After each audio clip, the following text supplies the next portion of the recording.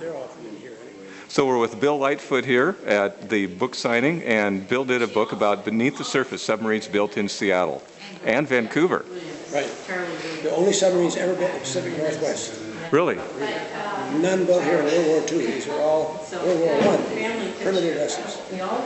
World War I vessels. Interesting. They built them for Chile, and for Canada, and for Russia, and for the U.S.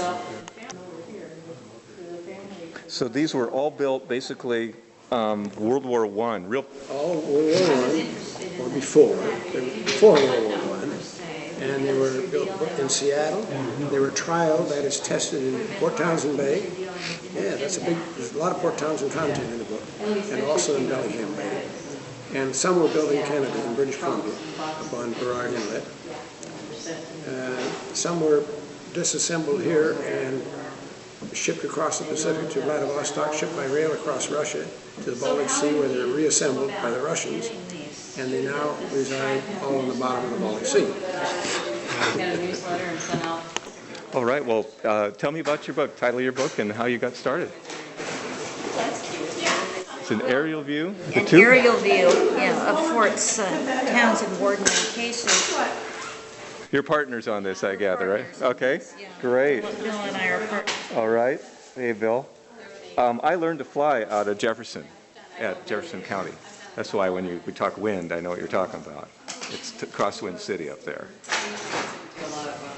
Bill had done his PhD at the University of Washington on basically military reservations in the Pacific Northwest and how the criteria for establishing them in the first place.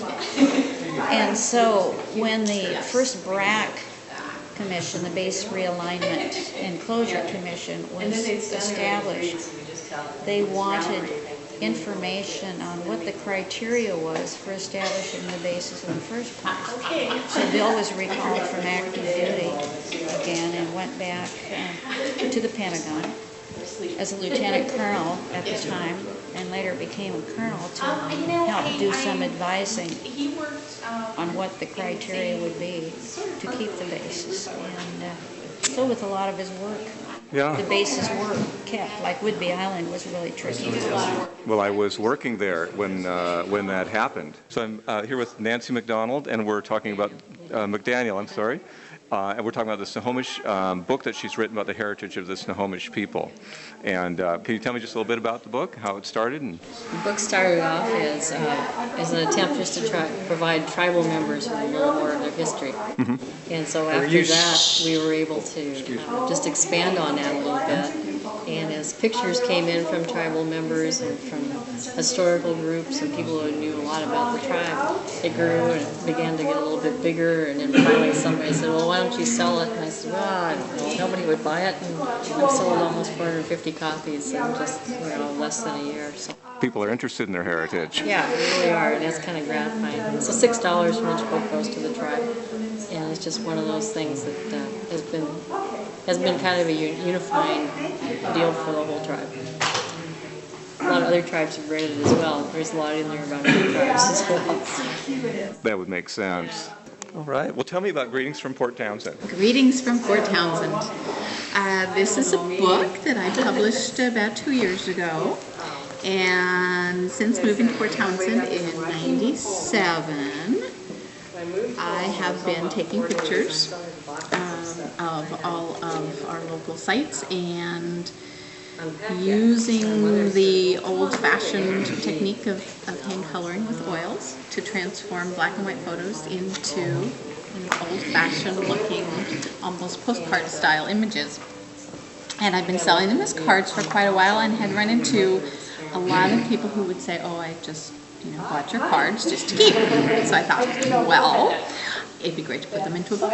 So that is what Greetings from Port Townsend is. The concept is really based on the old-fashioned postcards that were often had the name of the area and had the giant gooey duck and so on. Yeah. Yes, and were hand-colored. And the book contains a couple dozen images of some of really my favorite scenes of Port Townsend, and mostly the downtown area have the bell tower, Palace Hotel, Bishop, you know, a lot of our main sites and images, Howler Fountain, and then a very brief historical description of all of those. And